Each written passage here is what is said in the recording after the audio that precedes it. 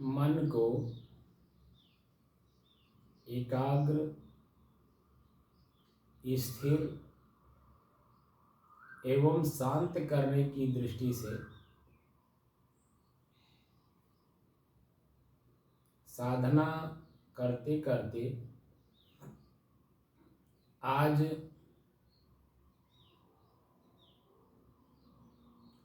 494 दिन हो गए।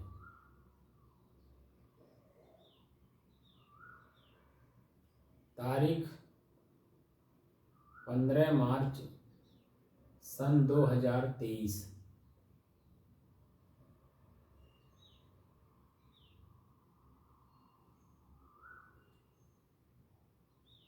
दिन बुधवार,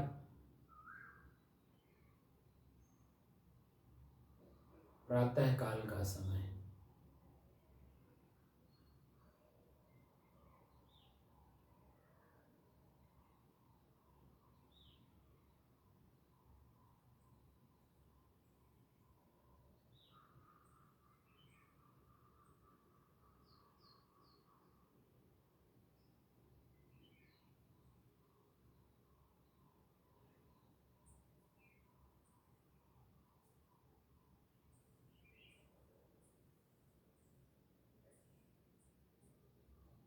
दीदार और दर्शन के बारे में आपको पता है?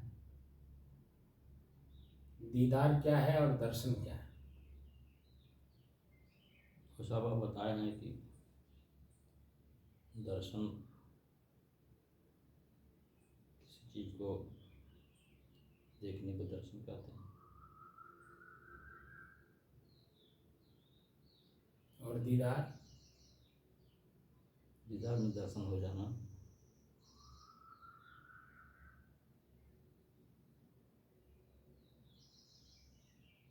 किसी चीज को देखने को दर्शन नहीं कहते हैं, वस्तु स्थिति को देखने का नाम दर्शन है।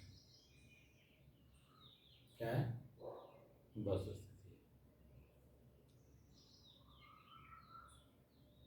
जैसे एक दिन मैंने कहा था ना, एक व्हाट्सएप पे एक किसी ने भेजा कि तत्वदर्शी संत के पास ही गुरु बनने योग्य है। तो तत्वदर्शी क्या है? खाली कह देने से थोड़ी होता है।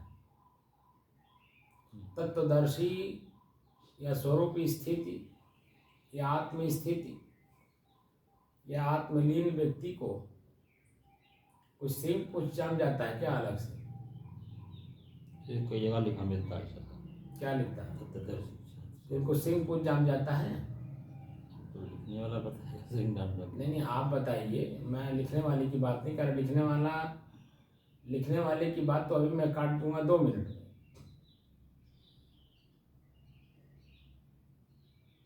यहाँ अनुभव के आधार पे अब हम काम करा रहे हैं। वो लेखक गलत है या लेख गलत है या वास्तविक स्थिति जब देख लिया जाता है तो अपने आप सब कट जाता है कि नहीं? हाँ, सब संतुष्टि आ जाती है। कोई 56 प्रकार का भोजन कर रहा है और आपका क्षुधा पीड़ित है, भूख से आप स्वयं पीड़ित हैं, उसका क्या मतलब है? आप खाली यही कहते घूमेंगे कि फलाने 56 प्रकार का भोजन खाए हैं, वो बता रहे थे। क्या करेंगे आप? कि अपने लिए ढूंढेंगे। आपके लिए नमक रोटी ही आपके लिए अमृत होगी, क्योंकि आप स्वयं चबा चबा करके उसे खा रहे हैं। आपकी जो क्षुधा है, पीड़ित है, वो पीड़ित क्षुधा शांत हो रही है, वो सही है? या 56 प्रकार के भोजन किसी ने खाया और बताया था, अब आपको दिया नहीं, उसका क्या मतलब है? कोई मतलब है? किताबों में तो बहुत कुछ लिखा हुआ रखा है, क्या चीज नहीं लिखा है? हम आप भले न उसे जान पाए, लेकिन किताबों में महापुरुषों ने जो कुछ देखा, जहाँ देखा, जैसे देखा, जिस रूप में देखा, जिन्होंने देखा, उन्होंने सब कुछ वर्णन करके गए। अब हम उसे पढ़ करके समझ पा रहे हैं कि नहीं, ये तो अपने ऊपर निर्भर करता है। तो उससे क्या मतलब है, हम जब समझ ही नहीं पा रहे हैं, उसको कहते हैं थ्योरी अंग्रेजी में। ज्ञान का मतलब थ्योरी, खाली जानकारी हो जाता है। और प्रज्ञा तो तब जगती है कि जब हम स्वयं उसका प्रयोग करते हैं। आप भी स्कूल पढ़े हैं,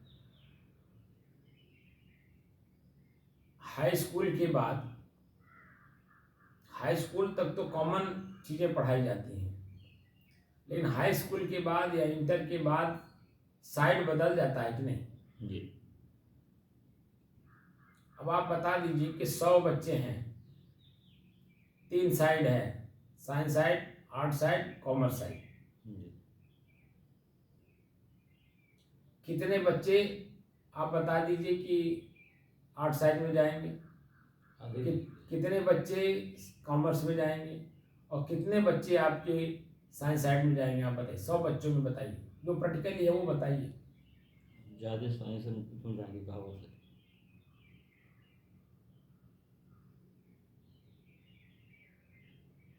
आर्ट वाले ज़्यादा जाएंगे।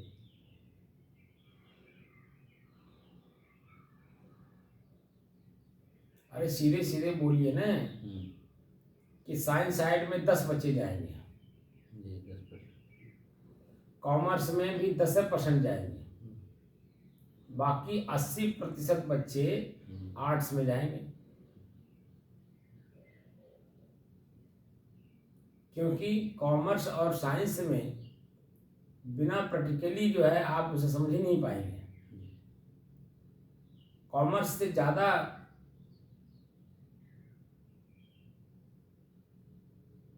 जो साइंस है वो जटिल है,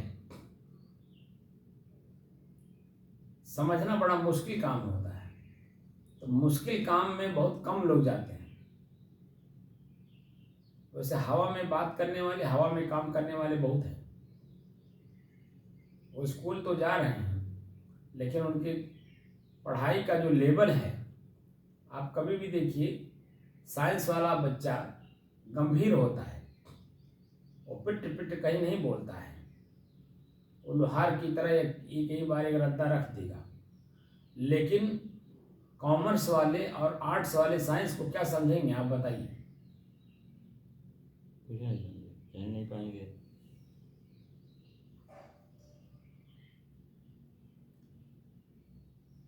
कॉमर्स वाला साइंस से थोड़ा हल्का हो जाता है, तो खाली क्या करता है, वो कॉपी में, किताब में खाली लिखने का काम करता है, कागज पर, वो जमीन पे नहीं उतार सकता। जैसे उदाहरण ले लीजिए, कॉमर्स वाला बच्चा आर्किटेक्ट हो गया, ठीक, एक उदाहरण दे रहा हूं, वह मकान अगर उसको बनाने के लिए कह दिया जाए आर्किटेक्ट को, तो क्या मिस्त्री के लेवल पे आकर के वो काम कर पाएगा? ठंडी, गर्मी, बरसात, पसीना सहन करके वो काम कर पाएगा? वो तो खाली कागज पर नक्शा बना करके उतार करके मिस्त्री को समझा सकता है। बाकी ये कहिए कि करनी वसूला लेकर के वो काम कर दे, मिस्त्री का काम ही ना रह जाए, तो ऐसा काम कर पाएगा वो? और आर्ट्स वाला तो जो है बिल्कुल ही कुछ नहीं जानता, खाली वो ऊपर का चमक दमक देखता है, कलर देखता है। जब मकान बन करके तैयार हो जाता है और उसमें रंग रोगन लग जाते हैं, जब गृह प्रवेश होना होता है, तब देखता, कहता अरे वाह क्या मकान बना है। तो साइंस वाला कौन है? मिस्त्री। क्योंकि मिस्त्री को पता है कि कौन से मकान की नींव कितनी मजबूत होती है, कैसे मजबूत होती है, कितने मसाला में होती है। जो प्रैक्टिकल करता है ना, उसे मालूम होता है। खाली कागज पर बोल देने से, कह देने से, लिख देने से तो बात नहीं बनती ना। किसी दार्शनिक ने बहुत अच्छी बात कहा है, दर्शन को दिल चाहिए, दर्शन को दिल चाहिए तो दर्पण माजत रहिए, और दर्पण लागी काई तो दरस कहाँ से पाई। जी। दर्पण में काई लगी हुई है, तो दिखाई कैसे देगा। ये जो अध्यात्म मार्ग है ये मेरा अपना स्वयं का घर है, तो ये माया वाली काई है। स्वयं के घर को जाने के लिए अनेकों प्रकार की काइयों का, बुराइयों का रोड़ा है बीच में। इन रोड़ों को जब हम साफ करेंगे तभी तो अपने घर तक पहुंचेंगे। तो कौन सी काई है? वासना की काई है हमारे अंदर में। वासना का रोड़ा जो हमारे जीवन में है, हमारे मन में है, उसे बिना देखे, बिना जाने, बिना समझे उसे निकालेंगे कैसे? और जब उसको साफ नहीं करेंगे, निकालेंगे नहीं अपने रास्ते से, तो अपने घर को पहुंचेंगे कैसे?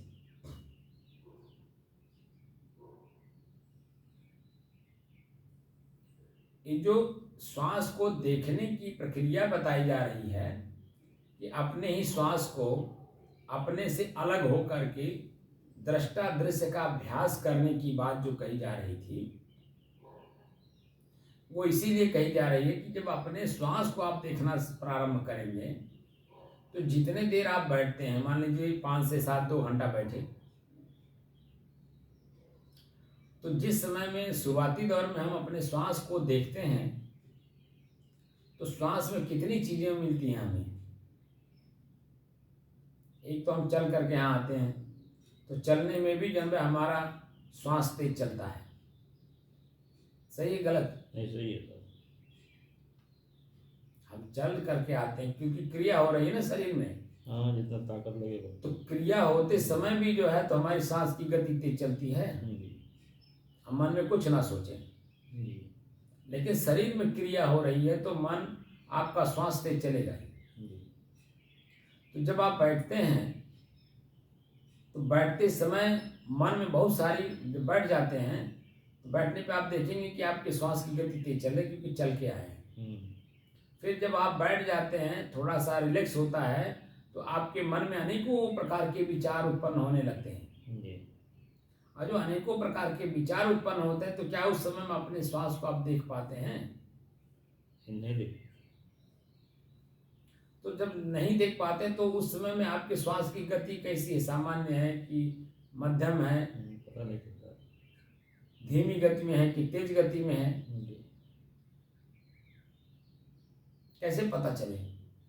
तो पता करने के लिए ही हम नहीं बल्कि हमारे ऋषि महर्षि जो इस लेवल पर थे, जिनके लेवल पे मैं स्वयं अपने आप को ले जा करके जब खड़ा किया तब दिखाई दिया कि ऋषि गलत नहीं है, हम गलत हैं। इसलिए खाली पढ़ते हैं, गाते हैं, गुनगुनाते हैं, दूसरे को सुनाते हैं, स्वयं के लिए कार्य नहीं करते हैं। स्वयं हम धनवान बनना नहीं चाहते। स्वयं अगर कोई धनवान है, आप भौतिकता में भी आप देख लीजिए कि जो व्यक्ति आज वर्तमान में धनवान है वह बाहरी किसी लक्ष्य को नहीं देखता, सिर्फ अपने धन को देखता है, अपने कार्य को देखता है कि इसी से मेरा 4 पैसे की अर्निंग होगी, इसी से मेरा जो खर्च है, आय है और खर्च है, इसी से पूरा होगा। परिवार के जितने सदस्य हैं उनका भरण पोषण इसी से होगा। तो वो कहीं बढ़ जाता है? नहीं। पास में अयोध्या वहां नहीं जाएगा। पास में मंदिर हैं, बहुत सारे मंदिर हैं, उसमें उसको जाने का समय नहीं है। क्यों? पास में कथा हो रहा है, उसमें भी उसको जाने के पास समय नहीं है, क्योंकि उसे अपना दुख दिखाई दे रहा है कि मेरा दुख किसी के पास जाने से नहीं बल्कि करने से निवृत्त होगा। तो अपने कार्य में मस्त है। और अपनी समस्या का समाधान खुद कर रहा है। एक्चुअल ज्ञानी वही है जो किसी की तरफ नहीं देखता है, बल्कि अपनी तरफ, स्वयं की तरफ देखता है। तो अपनी अच्छाई, अपनी बुराई स्वयं समझ में आता है। अपनी कमजोरी, अपनी गरीबी, अपनी अमीरी स्वयं समझ में आता है। और जब स्वयं समझ आ जाती है तो आप बता दीजिए, समझदार व्यक्ति क्या करेगा? समझदार का क्या कर्तव्य है? अपना काम छोड़ दे या पहले अपना काम करे? समझदार व्यक्ति जब समझ आ गया तो जो समझ में आएगा वही करेगा फिर। तो समझ में तो वही बात आई ना कि हम अगर तृप्त हैं जी तो दूसरे को हम तृप्त कर पाएंगे। हम धनी हैं तो कुछ पूरा तो नहीं कर सकते, लेकिन कुछ किसी दूसरे का हम सहयोग कर सकते हैं। पूरा तो कोई भी स्वयं के ही कर्म से ही पूरा कर पाएगा। दूसरे के द्वारा दिया हुआ चीज हम कभी संतुष्ट, तृप्त और उसकी पूर्ति नहीं कर सकते।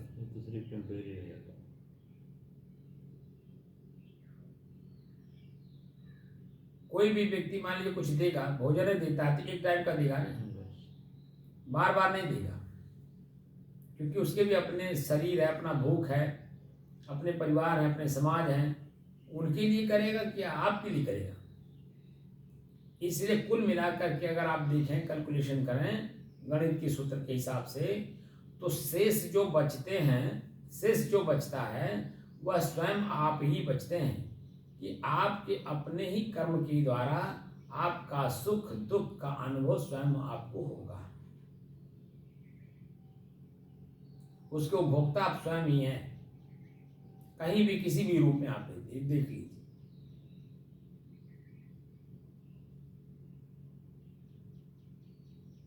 तो श्वास को देखने का मतलब है कि हम अपने को अपने ही शरीर से अलग होने का महसूस करते हैं।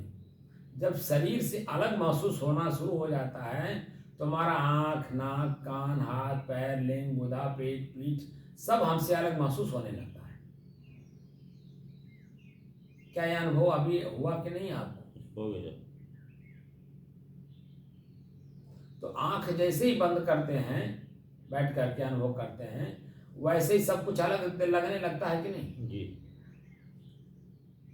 और जैसे अलग महसूस होता है तो वर्तमान समय में हम जब शांत करने मन बैठे हैं, मन को शांत करने के लिए बैठे हैं, तो किसी की क्रिया में हम जाते हैं, चाहे आँख से देखना हो, कान से सुनना हो, मुंह से बोलना हो, पैर से चलना हो, हाथ से देना लेना हो, मुंह से भोजन करना हो, खाना पीना हो, सोना हो, कोई कार्य करते हैं। क्योंकि मालूम है कि जैसे ही इनके किसी भी कर्म में हम जाएंगे, हम उलझ जाएंगे, तो हम अपना जो निजी काम कर रहे थे इनसे अलग होकर के वो काम मैं नहीं कर पाऊंगा। जो अनुभूतियों के आधार पर है, ये मेरे हैं, मैं नहीं हूं। आँख मेरा है, मैं आँख नहीं हूं। तो आँख का प्रयोग कब करना है, कितना करना है, कैसे करना है, किस रूप में करना है, इसका बोध होता है। अभी तो आंख बंद करके हम लोग अभ्यास कर रहे हैं। आंख खोल करके भी दृष्टादृश्य का जब अभ्यास करेंगे तो जो ये वस्तुओं में, व्यक्तियों में, स्थानों में आपका मोह यानी चिपकाहट आपके मन में बैठा हुआ है, वह भी धीरे धीरे धीरे धीरे दूर होने लगेगा। पत्नी है, बेटा है, ये सबसे बड़ा सुख जो है पत्नी और पुत्र हैं। 3 सुख माना जाता है, पत्नी, पुत्र और धन। जब इनके तीनों के वास्तविक स्थिति को आप देखेंगे, देखने की दृष्टि से, तो इनमें जो चिपकाहट है, मोह है, आसक्ति है, वो धीरे धीरे धीरे धीरे अनासक्त में अपने आप बदलना शुरू हो जाएगा। क्योंकि मेरे से अलग है। आप वैसे भी आप देखें, कभी अनुभव नहीं करते हैं, कहते मेरा बेटा है, मेरा बाप है, मेरी पत्नी है। आप आसक्ति में बोलते हैं और है आपसे अलग, आपके शरीर से अलग है। आपका भोजन किया हुआ उसके पेट में नहीं जाता है, चाहे पत्नी हो, बेटा हो, चाहे समाज का कोई भी व्यक्ति हो, या उनकी द्वारा भोजन किया हुआ आपके पेट में नहीं जाता है। नींद आपको लगी है, आपकी पत्नी सो जाए, आपका पुत्र सो जाए, आपके माता पिता सो जाएं, भाई बंधु सो जाएं, क्या आपकी नींद दूर होगी? सब कुछ स्पष्ट दिखाई दे रहा है जी। और हम भोग भी रहे हैं, कर भी रहे हैं, लेकिन वास्तविक स्थिति से दूर हैं। और कितना दूर हैं? बस तिल भर दूर हैं, तिल भर। और वही तिल हटा दीजिए, एकदम साक्षात देख लीजिए। वही मोह है साहब, मोह में ही रहता है। तो जब वास्तविक हम लोग क्या करने बैठे हैं? मोक्ष प्राप्त करने के लिए बैठे हैं, साधना कर रहे हैं मोक्ष प्राप्त करने के लिए। तो मोह का क्षय जब होगा तभी तो मोक्ष होगा। तो मोह का क्षय कैसे होगा? क्षरण करना पड़ेगा, उसके वास्तविक स्थिति को देखना पड़ेगा सुबह से शाम तक। आप बुलाते हैं अपनी पत्नी को, इधर हो जाती है उधर। आप अपने पुत्र को बुलाते हैं, इधर हो जाता है उधर। क्या 24 घंटा आपके शरीर से कोई चिपका रहेगा? वो भी अपने माया से मतलब चिपकता है ना साहब। देखिए, मैं यहाँ भी व्यक्तिगत बात कर रहा हूँ, वो भी एक व्यक्ति है, वो भी एक जीव है जी। यहाँ मैं जो शंका समाधान कर रहा हूँ वो एक व्यक्ति का कर रहा हूँ। वह व्यक्ति पत्नी भी है, पति के लिए पत्नी के लिए पति तो भी वही चीज है जो पति के लिए पत्नी है। आसक्ति जिसको बोलते हैं, मोह जिसको कहते हैं। तो अपने शरीर से ही तो आसक्त है, शरीर में है और शरीर से ही आसक्त है। तो आसक्ति कब टूटेगी?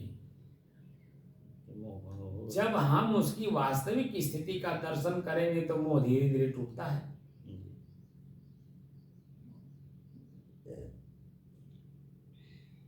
अभी परसों के पेपर में निकला था,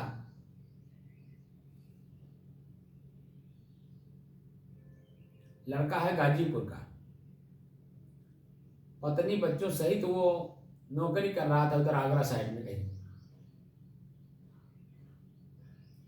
उसकी पत्नी कम वस्त्र में छत पे चढ़ गई,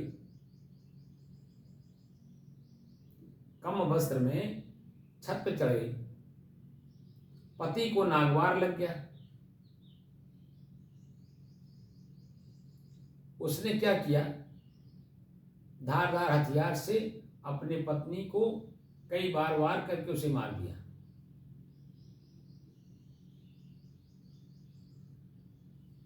उसी पत्नी के साथ जीने मरने के लिए उसने शादी किया। अग्नि के साथ साक्षी, अग्नि को साक्षी मानकर 7 जन्म जीने मरने का कसम खाया और उसी के साथ कई सालों तक रहा भी, बच्चे भी पैदा किया। दोनों खाते हैं साहब। मैं क्या कह रहा हूं, दोनों ही खाते ना। तो कौन सी ऐसी चीज आ गई बीच में कि जब वो अपनी पत्नी को मार दिया उसने? कुठन देखा, दिमाग में आ गया, कुठन कर रही मार दिया। यही तो बात है ना कि जब तक किसी के अंदर में दोष नहीं देखेंगे आपका मोह क्षय नहीं होगा। मोह का जो क्षय करना है तो धीरे धीरे उनकी जो बुराई, उनको मारना नहीं है, मारना हमें अपने मन को है। उसने तो गलती कर दिया, उसके शरीर को मार दिया होगा उसका। मैं क्या कह रहा हूँ, उसने गलती ये कर दिया, उसके शरीर को मार दिया, खत्म कर दिया, शरीर से अलग कर दिया। उसको नहीं मारा। हमको क्या करना है कि हमको अपने मन को मार देना, हमें किसी दूसरे को नहीं मारना है। हमें अपने मन को वास्तविक स्थिति को दिखा देना है कि कोई तुम्हारे कहे में कभी रहने वाला नहीं है। जब तुम्हारा अपना ही मन क्षण क्षण बदलता रहता है, मन को समझे कि तुम खुद ही जो न मेरे साथ 24 घंटा रहते हो और 24 घंटे में बार बार बदलते रहते हो, तो हम दूसरे को अपने बस में कैसे कर पाएंगे? वह तो अज्ञानी माना जाएगा। लेकिन हम लोग ज्ञानवान हैं, तो ज्ञानवान का जो कर्तव्य है वह अपने ही मन के अंदर में जो मोह है, चिपकाहट है, आसक्ति है, उसको धीरे धीरे कैसे हमें अपने जीवन से निकालें, उसे दूर करें। इसीलिए एक संत ने लिखा है वैराग्य शतक में,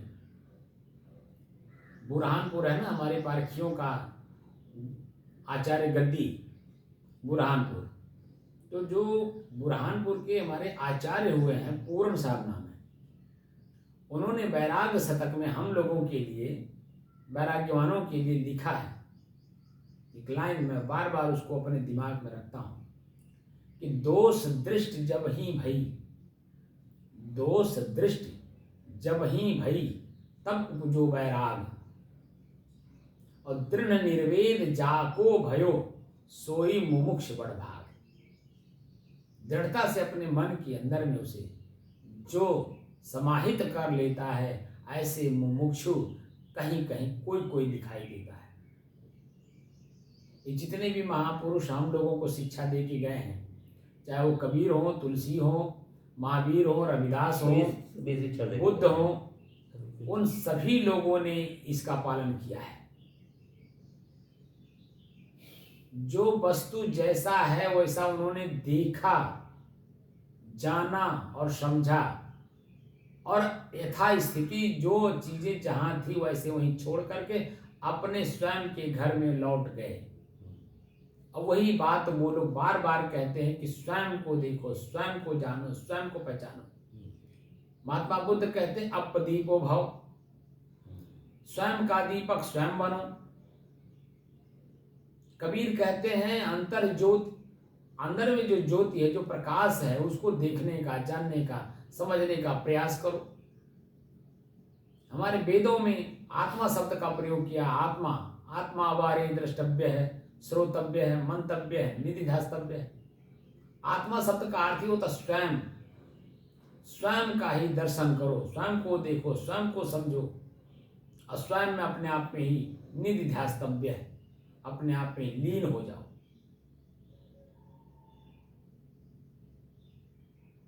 बातें तो सब लिखी पढ़ी है, मैंने कहा ना, सब कुछ लिखा पड़ा है, लेकिन क्या हम इस चीज को समझ पा रहे हैं?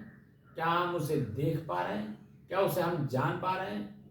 क्या देखकर, जानकर, समझकर हम उसमें अपने आप में प्रवेश कर पा रहे हैं? वह विधि जो प्रयोग करता है, प्रयोग करके जो अपने आप में तृप्त हो जाता है, संतुष्ट हो जाता है, उसे कहते हैं संत। एक ही शब्द है संत। संत के अलावा किसी में हिम्मत नहीं जो आपको अपने घर तक पहुंचा दे, अपने घर में प्रवेश करा दे, और प्रवेश करा करके निश्चिंत कर दे, ये आपका निजी घर है। क्योंकि संत ही अपने घर में प्रवेश कर पाते हैं, और प्रवेश करके अपने आप में तृप्त हो पाते हैं। जो तृप्त होता है वही दूसरे को तृप्ति का मार्ग प्रशस्त कर सकता है, बता सकता है, जना सकता है, वहां तक पहुंचा सकता है, और किसी में हिम्मत नहीं है। साधु तो अभी मार्ग में चल रहा है, जो साधन का उपयोग करता हो उसे साधु कहते हैं। और साधन क्या है? पहले तो बुराइयों से घिरा हुआ था, काम, क्रोध, लोभ, मोह, राग, द्वेष, ईर्ष्या, जलन, प्रसन्नता, निंदा, चुगली, बुराई, ईर्ष्या, इसमें तो घिरा हुआ था वो। अब क्या कर रहा है कि इससे बचने के लिए उसने दया, क्षमा, संतोष, धैर्य, विचार, विवेक, गुरु भक्ति, नम्रता, कोमलता, वैराग्य, इन साधनों का प्रयोग करने का जो बीड़ा उठाता है उसे साधु कहते हैं। और इस बीड़ा को जो पूर्ण कर लेता है, अपने मार्ग को प्रशस्त कर लेता है, मजबूत कर लेता है, और अपने आप में समा जाता है, उसे संत कहते हैं।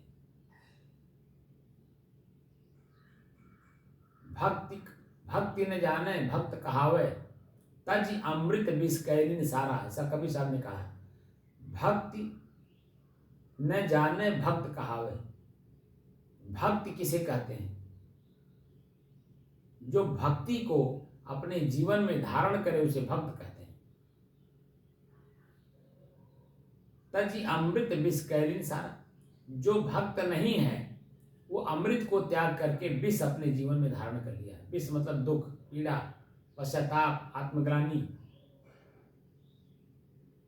इनको जो धारण करने वाले लोग हैं, ये आर्ट्स की तरह बहुत सारे लोग हैं। जैसे आर्ट्स में प्रवेश करने वाले बच्चे बहुत सारे लोग हैं। 80% आर्ट्स में जाते हैं बच्चे, 10% आपके कॉमर्स में जाते हैं, और 10% आपके साइंस में जाते हैं। साइंस का मतलब होता है कि वस्तु को यथास्थिति देखना, और क्लास में थ्योरी पढ़ता है और लैब में उसको टेस्ट करता है, प्रयोग करता है। और जब जो क्लास में थ्योरी पढ़ा था, उसको जब लैब में टेस्ट करता है, जब देखता है कि सही चीज़ें उतरी हैं तो देखता है कि वो सही हमें ज्ञान दिया गया। लेकिन जब वो टेस्ट करने खड़ा होता है तो जब उसमें कोई विरोधाभासी चीज़ आता है तो उसको देखता है, अरे यार उन्होंने तो ऐसा लिखा है, यहाँ तो उसके प्रयोग में ऐसा निकल रहा है। तब वहाँ अपनी बुद्धि खुद की लगाता है, तब वह स्वयं वास्तविक साइंटिस्ट बनता है। जहाँ अपनी बुद्धि खुद लगाई जाती है कि इसमें अब क्या किया जाए कि ये सुधर जाए, इसमें ये चीज़ें हमारे अनुकूल हो जाएं, तो वहाँ अपनी बुद्धि लगाता है। बुद्धि जैसे लगाया वैसा वो रूप धारण कर लिया, वह स्वयं जन्म समाज के सामने एक साइंटिस्ट के रूप में, वैज्ञानिक के रूप में प्रस्तुत हो जाता है। तो स्वयं की बुद्धि प्रयोग करने की दृष्टि से आपको लैब में टेस्ट कराया जाता है कि लैब में उसे टेस्ट करो। इसीलिए आपने देखा होगा कि हमने ध्यान कक्ष के बाद लैब शब्द भी वहां लिख दिया है बोर्ड गेट पर कि जितनी भी जानकारी आपके पास है, मैं उस जानकारी का दुरुपयोग नहीं करता हूं, ना मैं उसका अपमान करता हूं, मैं उसका सम्मान करता हूं। मैं तो ये चाहता हूं कि जो जानकारी हो है लैब में टेस्ट करो। मेरे पास जो है मैं उसी का टेस्ट यहाँ करवा रहा हूं। शुरुआती दौर में आपके भी मन में तमाम तरह की शंकाएं हुई कि नहीं हुई जी। कि कबीर पंथी हैं, हम वैष्णव पंथी हैं, हमको तो टीका चंदन बाला ये सब बताया गया, राम राम लिखा बताया गया, रटना बताया गया। एक अयोध्या में कोई दशरथ नाम के राजा थे, उनका पुत्र राम था, उनका नाम है राम। उन्हीं को देखना, उन्हीं को जानना, उन्हीं के बारे में पढ़ना, उन्हीं के बारे में लिखना। जैसे जैसे आप हमारी चीज़ों को धारण करते गए, वो सारी स्थितियां अपने आप आपसे दूर हो रही हैं कि नहीं? हो गई। यथा स्थिति का बोध हो गया कि नहीं? जी हो गया। अब आप बताइए कि आप भटकाव खत्म हुआ कि नहीं? तो हो गया। तो जब भटकाव जब तक खत्म नहीं होगा तब तक अपने घर में हम प्रवेश कैसे करेंगे? और अध्यात्म का मतलब ही होता है आत्मा से संबंधित। आत्मा शब्द का अर्थ होता स्वयं, स्वयं से संबंधित। मैं कौन हूं इसका उत्तर ढूंढना, यह अध्यात्म है।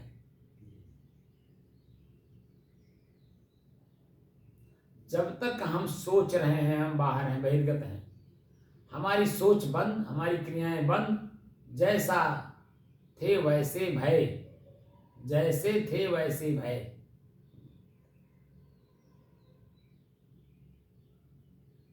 हम जैसे हैं वैसे जब हो जाएंगे तो वहाँ ना हमारी जबान चलेगी, ना हमारा दिमाग चलेगा, ना हमारा मन कहीं कुछ सोचेगा, चाहे अच्छे के रूप में चाहे बुरे के रूप में। ना जबान हमारी बोलेगी, चाहे अच्छे के रूप में चाहे बुरे के रूप में। ना हमारा पैर चलेगा, ना हाथ हिलेगा, कुछ भी क्रियाएं नहीं होंगी, एकदम शांत स्थिति होगी, सारी क्रियाएं रुक जाएंगी।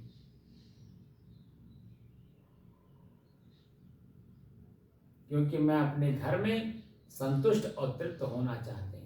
तो मेरा घर मैं स्वयं हूँ, स्वयं में कैसे प्रवेश किया जाए, इसी की साधना धीरे धीरे आप लोगों को सिखाई जा रही है, बताई जा रही है, यहाँ तक कि कराई भी जा रही है, प्रैक्टिकल कराई जा रही है। स्वयं कोई महापुरुष आप देख लें, शब्द भेद हो सकता है, इशारा उनका वही है कि स्वयं को जानो। चाहे वो रविदास जी हों, महात्मा बुद्ध हों, कबीर हों, तुलसी हों, पतंजलि हों, कणाद हों, जैमिनी हों, विश्व के कोई भी हमारे समझदार मनुष्य हों, उनका मनुष्य ही कहेंगे। स्वयं को जानने के लिए स्वयं उन्होंने अपने आप को जाना, हर अपनी परिस्थितियों को देखा और दूसरों को भी वही उपदेश दिया उन्होंने कि स्वयं को जानो। स्वयं के द्वारा ही स्वयं का गरीबी, कष्ट, दुख, पीड़ा दूर हो सकता है। अगर कोई दूसरा करेगा भी तो उसमें कहीं न कहीं उसको अपने स्वार्थ झलकेंगे। वह आपको अपने अधीन करना चाहेगा, इसीलिए आपका वो हेल्प करना चाहता है। और आप होना चाहते हैं पराधीन नहीं, स्वाधीन होना चाहते हैं। तो स्व अधीन होना अगर चाहते हैं तो स्वयं का कार्य, जितने भी कार्य हैं, सुबह उठने से लेकर के रात्रि सोने तक सारे कार्य स्वयं करने होंगे। जब स्वयं कार्य करेंगे, आप बता दीजिए दूसरे के साथ कहीं बैठ करके गप मारने की आपके पास समय है?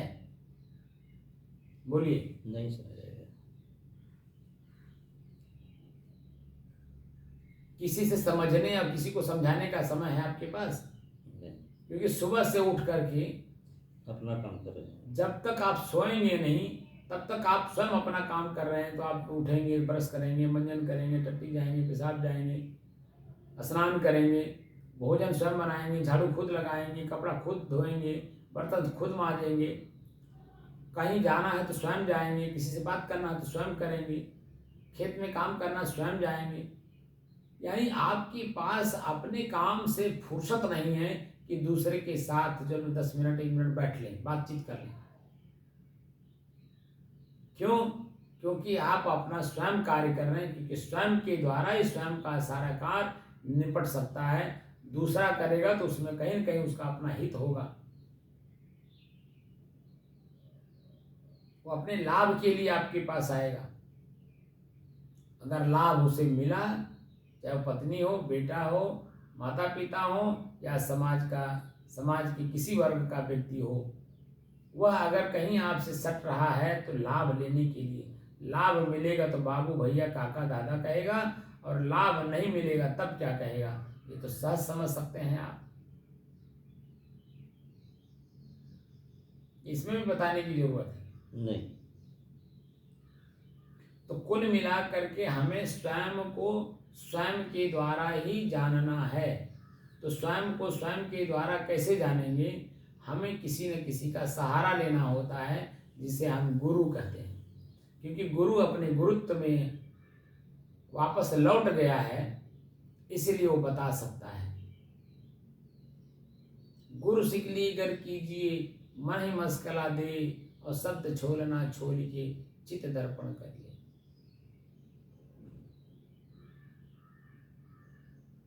और एक जगह कबीर साहब ने लिखा है कि गुरु सिकली हरदम करहि पुकारा।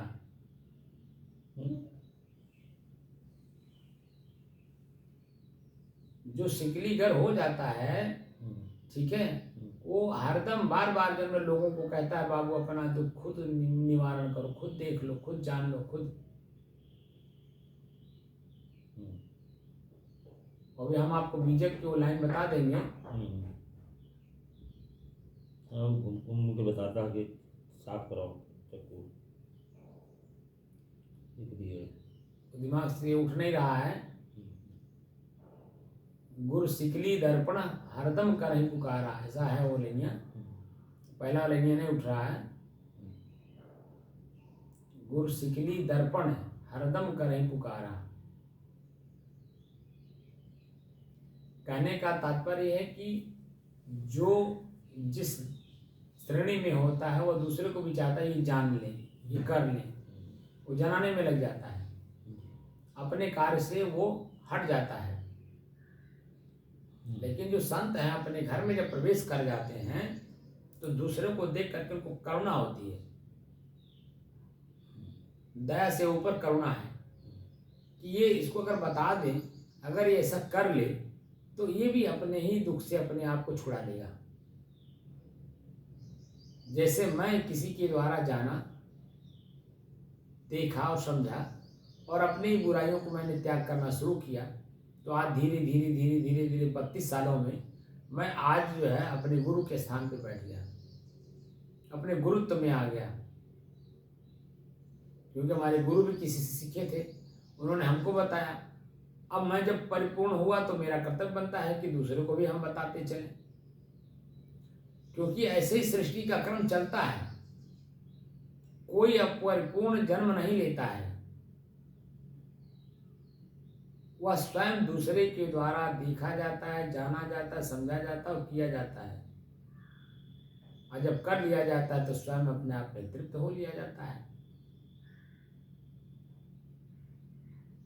तो मेरा जो कर्तव्य बनता है वो कर्तव्य यही बनता है। इसीलिए बार बार आप लोगों के बीच में मैं कुछ न कुछ बोलता रहता हूँ, आप लोगों के कान में डालता रहता हूँ, ताकि जैसे ही कान में जब पड़ा रहेगा, समय आने पे अपने आप वो स्मरण में आ जाता है, ख्याल में आ जाता है कि ऐसा हमने सुना था।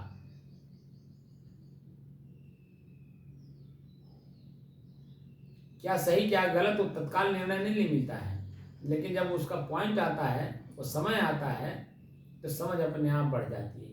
वो सही कहे थे, गलत नहीं बोले थे, तभी उनका जो महत्व समझ में बात आती है।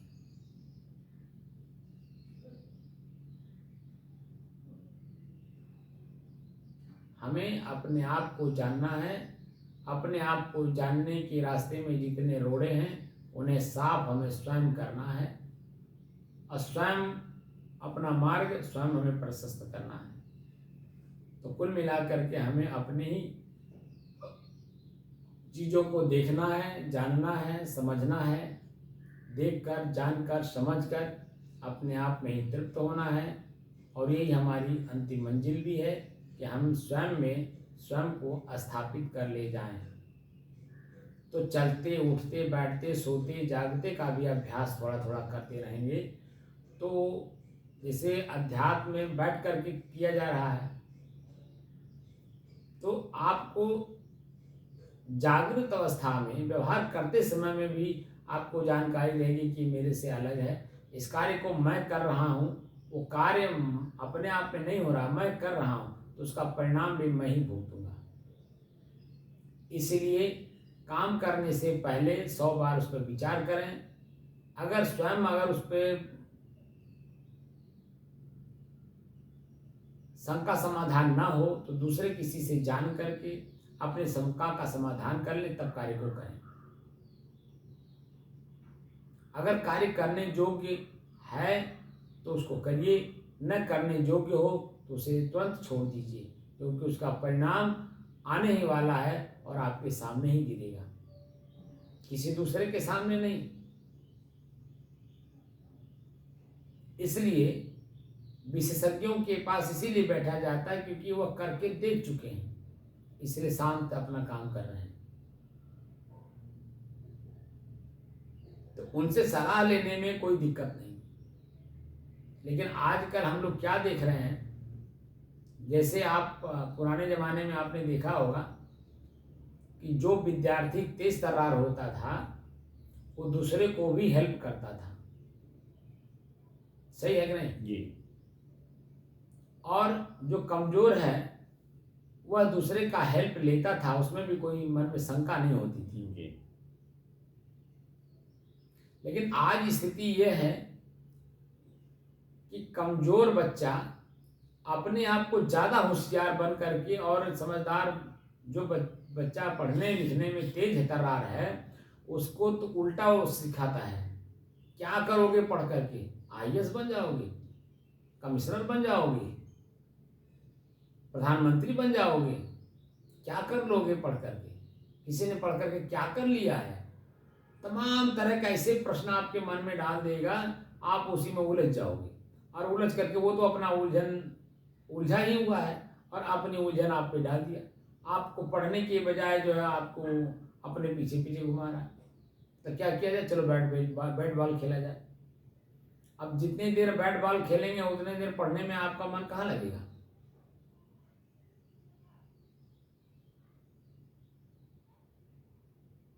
जो कि बच्चा जो समझदार होता है वो अपने काम को अपने स्वयं करता है, किसी की सुनता नहीं है। ठीक है भाई, आपको खेलना है जाइए खेलिए, हमको मेरा काम निपटाना है, हम अपना काम कर लेंगे, जब खाली होंगे तब आपके पास आपके साथ चल करके खेल लेंगे, आपकी वाली भी कर लेंगे, लेकिन अभी मेरे पास काम है।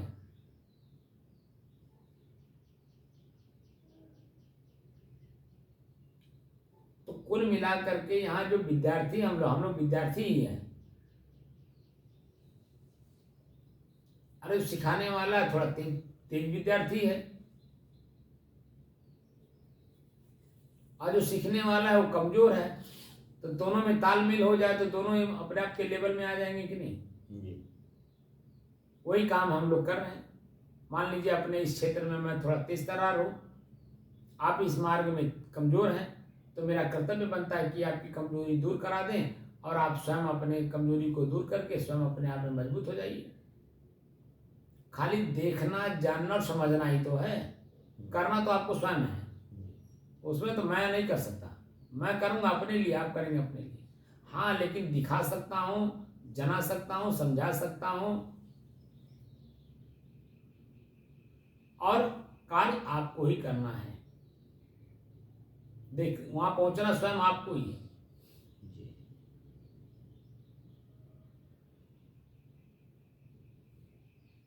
तो मेरा उद्देश्य यह है कि जितने जिज्ञासु हैं, वास्तव में अपने आप को जानना चाहते हैं, वो इस साधन का प्रयोग करें। ना समझ में आए तो मेरे साथ बैठें, बैठ करके उस पर विचार विमर्श करें। विचार विमर्श करने के बाद उसका प्रैक्टिकल खुद करें। और खुद जब प्रैक्टिकल करना शुरू कर देंगे तो धीरे धीरे जो मैं बोलता हूँ उनको खुद दिखाई देने लगेगा। प्रयोग करना है कि नहीं करना है, खुद वो अनुभव करेंगे। अगर उनको लगता है कि नहीं ये सही है, करना चाहिए, तो करेंगे, तो लाभ उन्हीं को मिलेगा। नहीं तो जैसे थे गरीब बने हुए हैं, पश्चाताप में डूबे हुए हैं, वैसे डूबेंगे। तो कुल मिलाकर के जो शुरुआती दौर में चर्चा चली कि दर्शन को दिल चाहिए तो दर्पण माजत रहिए, दर्पण लागी काई तो दर्श कहां से पाई। स्वयं को हमें देखना है, वह दृष्टि अपनी स्वयं की बनानी है कि मैं स्वयं को स्वयं के द्वारा देख सकूं, जान सकूं, समझ सकूं और उसी में लीन हो सकूं। वो दिव्य दृष्टि स्वयं अपने अंदर में स्वयं जागृत करना होगा। कोई दूसरा अगर मान लीजिए जगा भी लिया है तो स्वयं अपने लिए जगाया है, आपके लिए नहीं। वह तो सिर्फ बाहर से मार्गदर्शन कर सकता है। आपने देखा होगा, देखा तो नहीं होगा लेकिन किताबों में पढ़े होंगे या सुने होंगे, महात्मा बुद्ध, एक बहुत प्रज्वलंत उदाहरण आपको दे रहा हूं। महात्मा बुद्ध जब उन्होंने घर त्याग दिया 3 कारणों से, अपने ही राज्य में जब वो निकले अपने राज्य को देखने,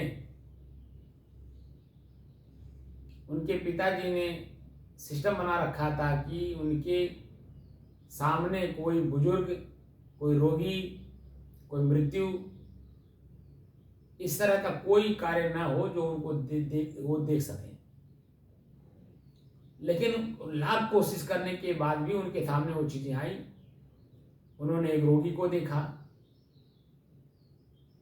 अपने ही मंत्री सलाहकार से पूछा, भाई ये जो सारथी से ये जो घटना है क्या ये मेरे साथ भी होगा? तो बहुत ईमानदार था, उसने कहा जी हुजूर, जैसे जैसे आपकी उम्र बढ़ेगी 60 साल से ऊपर, धीरे धीरे आपकी मांसपेशियां गलेंगी, प्रकृति के नियम टूटेंगे, अपने नियम में चलेंगे, कमजोरी आएगी, रोग आपको घेरेंगे। इसका सॉल्यूशन क्या है? उसको जो जानकारी था उसने बताया कि भगवान का भजन। पहले दिन तो रोगी देखा, दूसरे दिन बूढ़े को देखा, नहीं पहले दिन तो बूढ़े को देखा तो अपनी बढ़ोतरी का एहसास किया जवानी में, दूसरे दिन रोगी को देखा तो अपने ही जीवन में उन्होंने रोगी का अनुभव किया अपनी जवानी में, तीसरे दिन उन्होंने मृत्यु को देखा, मरे हुए आदमी को देखा।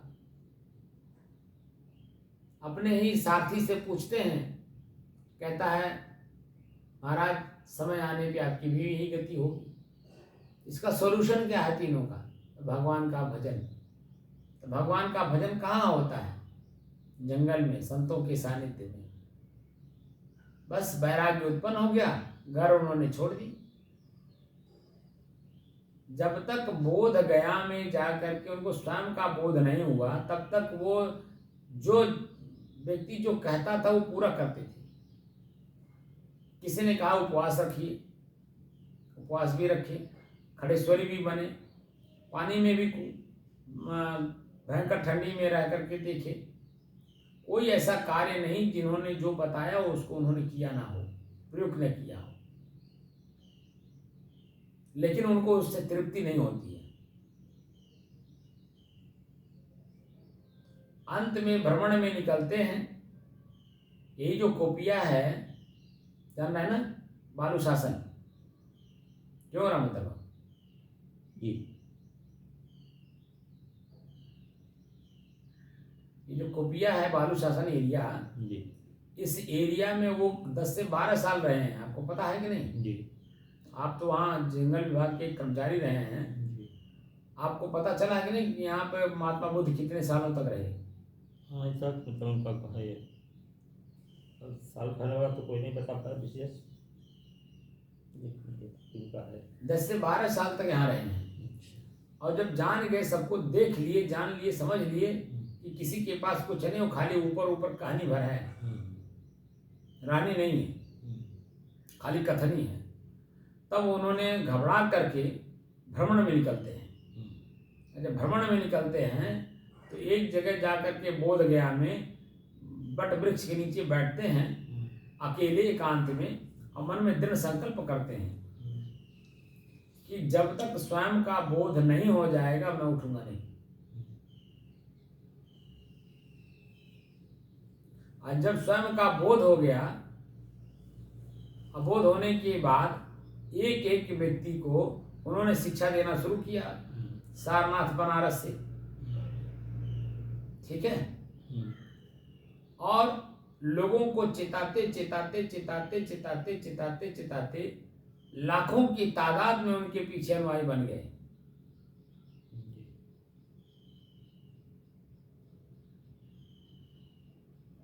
अरे आपको नहीं पता होगा, महात्मा बुद्ध के समय में ये जो खलीलाबाद है कोपिया, कोपिया में जो बुद्ध टीला है, इस एरिया में 2-2.5 लाख जो है उनके बौद्धिस्ट रहा करते थे। मगहर में भी जो ये सौधीर बाबा का टीला है, वो टीला वास्तव में बुद्ध टीला है।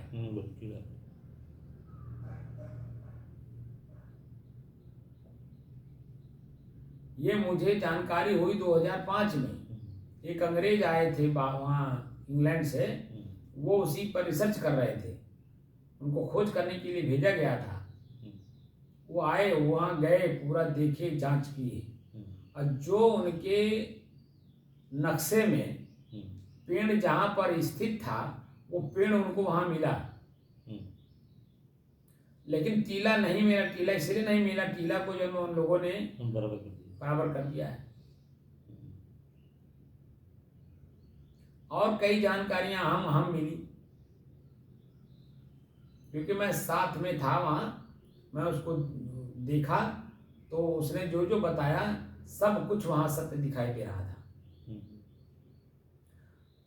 और अंत में आपने देखा होगा कि दूसरे को शिक्षा देते देते देते देते वह इतना अपने आप में लीन हो गए कि जो शिक्षा लेने वाले लोग थे, उन्हीं लोगों ने ऐसा षड्यंत्र उनके साथ रचा कि जितने भी अनुयायी उनके थे सबको छोड़ करके अकेले उन्हें वहां से निकल जाना पड़ा।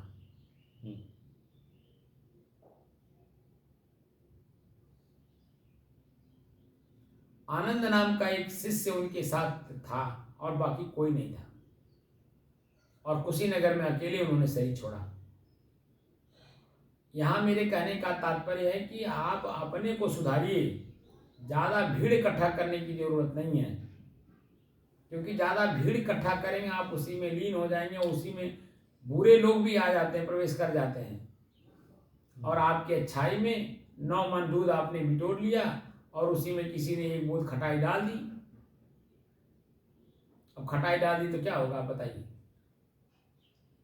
ये प्रचारक तो सब ही हो चुका है, ज्यादा प्रचारक हो जाएंगे तो इसलिए स्वयं का बोध स्वयं से ही करना है और स्वयं में ही लीन रहना है। जो व्यक्ति आपके पास आए उसके बारे में चर्चा करते रहिए। प्रसाद बांटेंगे तो कहीं न कहीं हो जाएगा, बढ़िया प्रसाद इसका नहीं। जो व्यक्ति आप अपना काम करिए, जैसे हम यहाँ बैठे हैं, जी, जो लोग आते हैं हम किसी के पास नहीं जाते हैं। लोग आते हैं हमारे पास किसी कारणवश, तो मैं उनके कान में 2 शब्द डालने की कोशिश करता हूँ, या कोई बुला लिया तो मैं वहाँ भी जाकर के इसी की चर्चा करता। हो सकता है उसमें कोई सुखी जीव उस चीज को चाह रहा हो। जैसे हम चाह रहे थे तो कोई मिला, हमको मिल गई तो हमने अपना प्रयोग किया। तू तो अपना अनुयायी बना करके साथ घूमते थे ना, ये पंथी बजाओ इसी को। नहीं, उनका नारा था ना, क्या नारा था? 3 नारा था उनका। बुद्धम शरणम गच्छामि, संघम शरणम गच्छामि, और एक और था। 3 नारा उनका था, बुद्धम शरणम गच्छामि, संघम शरणम गच्छामि, और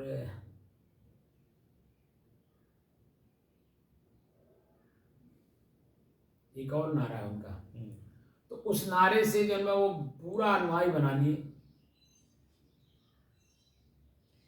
तो बुद्धम शरणम गच्छामि का कहाँ कहते हैं? नहीं, तो वो तो बुद्धम शरणम गच्छामि का अर्थ तो उन्होंने जो दिया है वो तो अलग दिया है। उनका कहना अलग था, नाम था उनका बुद्ध ना। तो बुद्ध अपने बुद्ध शब्द का ज्ञान रखते थे। बुद्ध का मतलब होता है जागृत व्यक्ति। पूर्ण जागृत व्यक्ति का नाम बुद्ध है जी। तो इसीलिए वो कहते थे कि बुद्धम शरणम गच्छामि, यानी अपने की शरण में जाओ जी। बुद्ध मतलब अपने की शरण में जाओ, ये नहीं कि किसी व्यक्ति बुद्ध जिसका नाम बुद्ध हो उसके शरण में जाओ।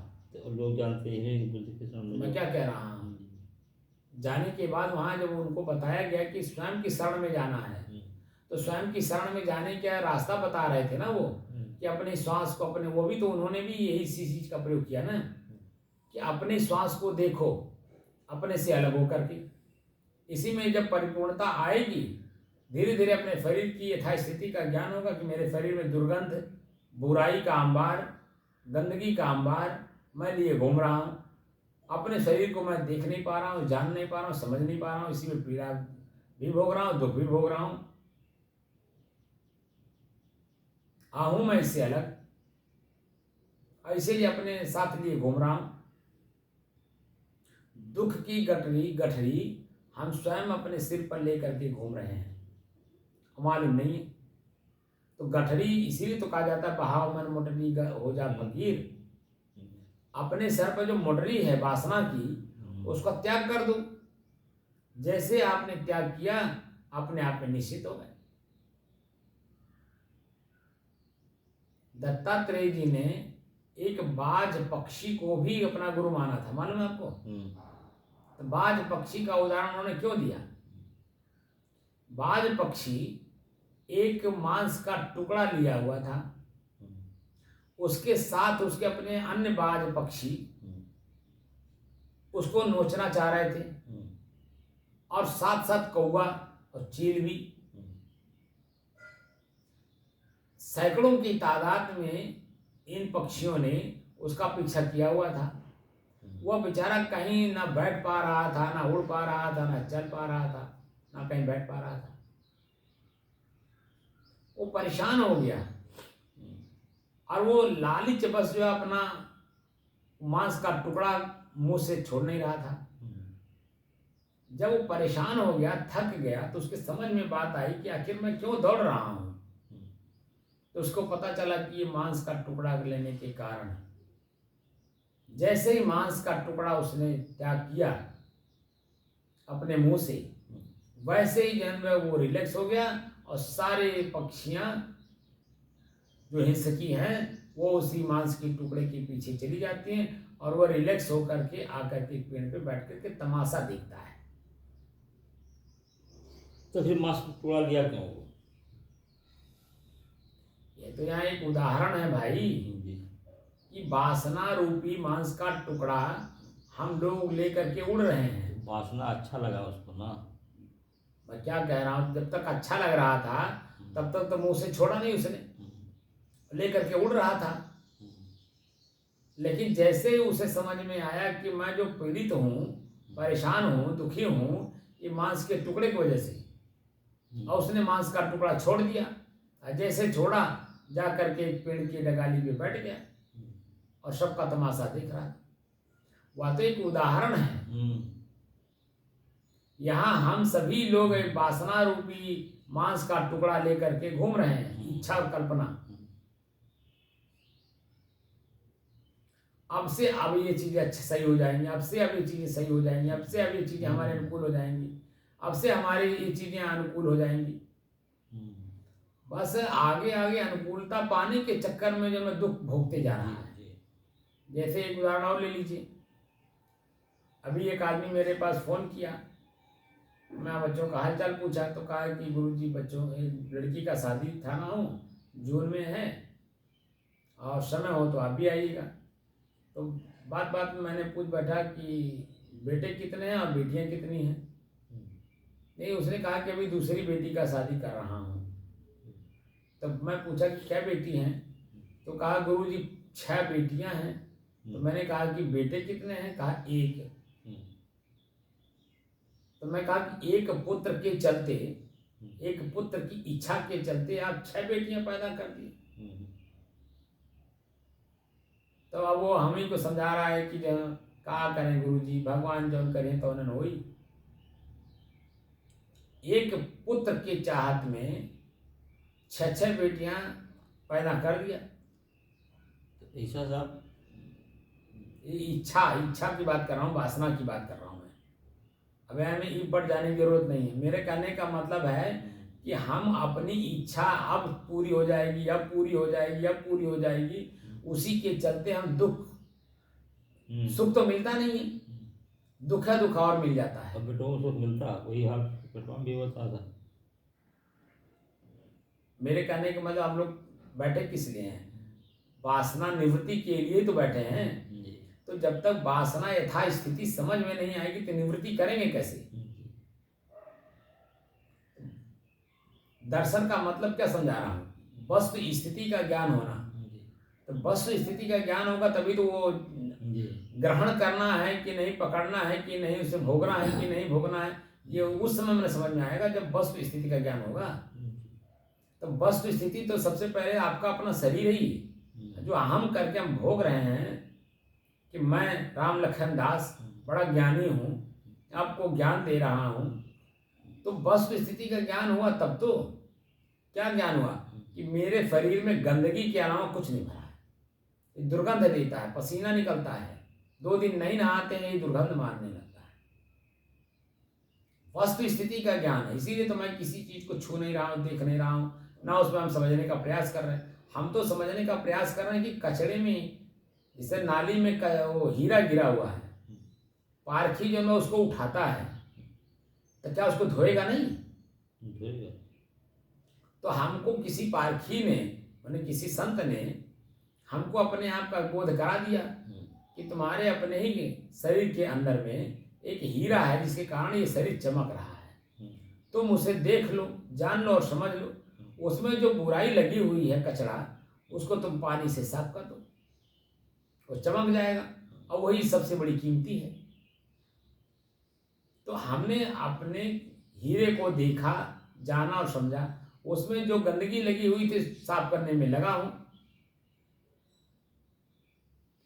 जब तक इस शरीर में मैं हूं, मैं कभी ये नहीं कह सकता कि मैं पूरा हो गया। क्यों? क्योंकि ये मन कभी भी कहीं भी किसी रूप में धोखा दे सकता है। इसलिए मैं रास्ता चल रहा हूं, आप लोग आ रहे हैं, मैं अपना बात कह दिया, करने कराने की कोशिश कर रहा हूं। आप लोग करोगे तो अपने लिए करोगे, मैं कर रहा हूं तो अपने लिए कर रहा हूं। क्योंकि मुझे अपने मार्ग को प्रशस्त करना है, मजबूत करना है, और धीरे धीरे जब चलेंगे तभी होगा। अवतार करके, उतावलेपन में आकर के चीजें सिद्ध नहीं होती हैं। ये तो बिल्कुल स्थिर चित्त होकर के ही कार्य करने योग्य है। और जब तक चित्त स्थिर नहीं है, आप देखेंगे कैसे? आप वैसे भी आप देख लीजिए, किसी चीज को जब आप देखते हैं तो आप अपने मन में सारी वासनाएं त्याग करके किसी एक को लगातार देखते हैं, तब तो उसमें समझ में बात आता है। सैकड़ों भीड़ अपने अंदर में लिए भी रही है और किसी चीज को देखना भी चाहिए, कैसे देखेंगे? क्योंकि भीड़ है, भीड़ में कहीं कोई चीज दिखाई देता है? जी। जब भी दिखाई देता है वो अकेले में ही दिखाई देता है। तो अपने अकेलेपन का पहले तो एहसास करना है कि मैं स्वयं अपने आप में अकेला हूँ। ये शरीर से संबंधित जितनी भी चीज़ें शरीर में हैं, ये मैं कुछ भी नहीं हूँ, इनसे सबसे अलग हूँ और ये सब मेरे से अलग हैं। जब तक ये इनकी यथास्थिति का बोध नहीं होगा, जानकारी नहीं होगी, तब तक आप अपने स्वयं में नहीं मुड़ पाएंगे।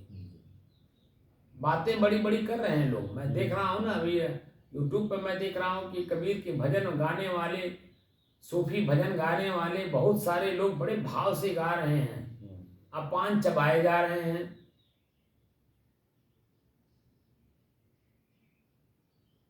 पान क्या है? पान एक आदत ही तो है। वो तो वही बात हो गई कि सुग्गा लोग बोल रहे हैं कि बहेलिया आएगा, जाल बिछाएगा, दाना डालेगा, हमको फंसाएगा, हम नहीं फंसेंगे।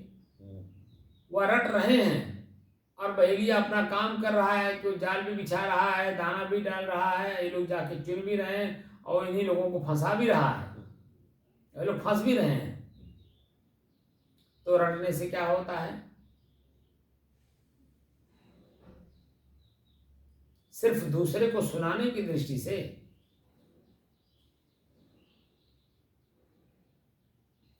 अरे स्वयं को स्वयं में जानने का विधि ढूंढिए, अब वह सिर्फ ईश्वर है। अपने श्वास को अपने से अलग होकर देखने का अभ्यास करिए और धीरे धीरे जैसे जैसे आपका दीर्घ काल तक यह अभ्यास होता जाएगा, आपकी हर चीजें आपसे अपने आप अलग महसूस होने लगेंगी। और जैसे जिस दिन महसूस हो गई, उसका प्रयोग कहाँ करना है, कैसे करना है, कितना करना है, कब करना है कि नहीं करना है,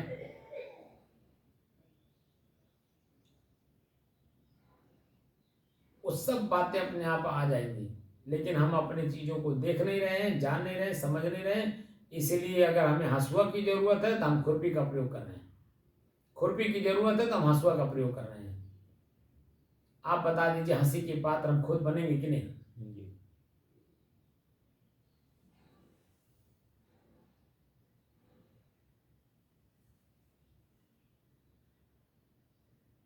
तो दर्शन को दिल चाहिए तो दर्पण माजत रही। दर्पण क्या? आपका मन। अपने मन को माजिए। मांजने का मतलब है सहनशीलता, क्षमा। कोई भी व्यक्ति आपको कुछ भी बोल दे, कुछ भी आपके सामने कर दे, लेकिन उसमें सहन करने की क्षमता रखिए। जितने सहनशील बनेंगे, समझ जाइए कि आप अपनी ओर मुड़ रहे हैं। अगर आपकी सहनशीलता, आपका धैर्य जवाब दे रहा है बीच बीच में, तो समझ जाइए कि 4 कदम आगे चले तो 4 कदम फिर पीछे हो गए, फिर आपको उतना ही चलना है। तो ऐसे ही तो हम लोग कर ही रहे हैं, 4 कदम आगे 4 कदम पीछे, 4 कदम आगे 4 कदम पीछे, और कब से चले आ रहे हैं मालूम नहीं है, और फिर आगे भी कब तक चलेंगे कुछ पता नहीं है। इसलिए वर्तमान में बरतो भाई, भूत भविष्य सब देहु भाई। भूत जो चला गया लौट के आना नहीं, भविष्य अंधा मोड़ है, वो दिखाई देता नहीं। जो वर्तमान है हम उसे देख नहीं पा रहे, उसे जान नहीं पा रहे, उसे भोग नहीं पा रहे। और यही वर्तमान ही कल, अभी 1 मिनट के बाद भूत हो जाएगा। और यही वर्तमान को पाने के लिए हम कई सालों से लगातार लगे हुए थे। अब वर्तमान में जब हैं तो इसकी कीमत नहीं समझ में आ रही। बात समझ में आई कि नहीं? तो हमें अपने आप को ही जानना है, अपने आप को ही समझना है, और अपने आप को अपने आप में ही समाहित यानी लीन भी करना है। तभी वास्तविक स्थिति से बोध होगा, जानकारी होगी, और जानकारी होने के बाद हमें अपने ही कर्म को करना है कि नहीं करना है। हमारी शांति भंग तो नहीं हो रही है। शांति जब समझ में आ जाएगी तो शांति भंग होने की भी स्थिति समझ में आ जाएगी। इसीलिए देखेंगे कम, सुनेंगे कम, चलेंगे कम, बोलेंगे कम, खाएंगे कम, क्योंकि वो साधक हो जाता है, साधने लगता है, अपनी चीज़ों को साधने में लगा रहता है। ठीक है ना? तो हम लोग साधक हैं, साधना करना है। साधते साधते एक अवस्था आने वाली है मृत्यु की। तो मृत्यु से पहले हमारे मन में जितने भी चिपकाहट हैं, लाशा लग करके चिपके हुए हैं, उनको धीरे धीरे अपने जीवन से निकाल देना। जो भारी लग रहा था उसको हल्का कर लेना है और धीरे से अपने आप में लीन हो जाना है। मृत्यु आपकी कब आएगी आपको पता भी नहीं चलेगा। वैसे जैसे आम आदमी मर रहे हैं तैसे आप भी मरेंगे, यानी पश्चाताप में डूबेंगे, दुखी होंगे, पीड़ित होंगे और वही दुख और पीड़ा लेकर के फिर शरीर छोड़ेंगे। तब पता चला कि जन्म में आप 84 लाख योनियों का चक्कर काटेंगे, क्योंकि वासना का आपने निवृत्ति नहीं किया। वासना की गठरी तो आपने लिया ही है। जब वासना की गठरी लिए हुए हैं तो वासना के अनुसार ही तो कार्य होगा। भाई आपके गांव से एक बस जा रही चारों धाम, बस में कितने लोग बैठे हैं? क्यों जी आपके गांव से एक बस जा रही चारों धाम जी, तो बस में कितने लोग बैठेंगे? जितनी सीट होगी जितनी सीट होगी। मान लीजिए 32 सीट की बस है, जी 32 आदमी बैठ गए। जी तो 32 आदमी आप देखेंगे कि अपने अपने घर से अपना अपना मोटरी गठरी लिए रहते हैं कि नहीं? जी अब मोटरी गठरी में अपने खाने पीने की सामान अपने पास लिए रहते हैं कि नहीं? जी, भले वो एक साथ में बस में यात्रा कर रहे हैं, सही है। सारा काम एक साथ करेंगे, अलग अलग लेकिन अपनी मोटरी गठरी अपने साथ अलग अलग लिए रहेंगे कि नहीं? जी पता नहीं किसको भूख कब लग जाए जी और भोजन पता नहीं कब मिलेगा, कहाँ मिलेगा, कैसे मिलेगा, किस रूप में मिलेगा, मिलेगा भी कि नहीं मिलेगा। तो इसीलिए इसका समाधान हर सदस्य किए हुए हैं कि अपनी गठरी में अपने अनुसार अपने खाने पीने की चीज़ें उसमें लिए हुए हैं। जैसे भूख लगा उसमें निकाल करके अपना भोजन कर लिया, थोड़ी देर के लिए तृप्ति आ गई, फिर जब मिलेगा तो ठीक है, नहीं मिलेगा तो भी ठीक है। तो आपका अपना गठरी आपका शरीर है, आपके शरीर में अनेकों प्रकार के व्यंजन भरे पड़े हैं और हम जानते नहीं, इसीलिए दुखी हैं। बस जानने की कोशिश कर लीजिए कि व्यंजन मेरे पास है, खुद खा करके खुद तृप्त होना है।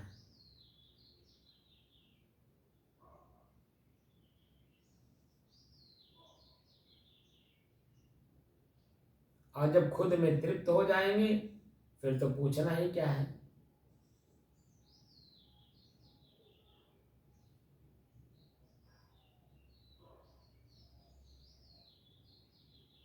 क्योंकि ये स्वानुभूति का विषय है, ये स्वयं के अनुभव से ही चलता है और स्वयं में जब स्वयं का अनुभव हो जाता है तो वहाँ मूर्ति बंद हो जाती है, सारी क्रियाएं बंद हो जाती है, एकदम शरीर स्थिर हो जाता है, मन स्थिर हो जाता है, आत्मा अपने आत्मा में लीन हो जाती है, सारी क्रियाएं रुक जाती है।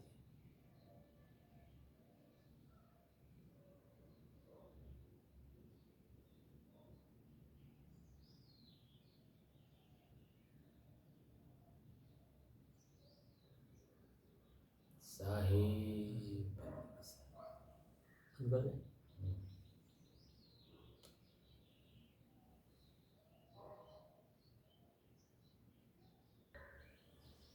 अब अपने श्वास को देखते हुए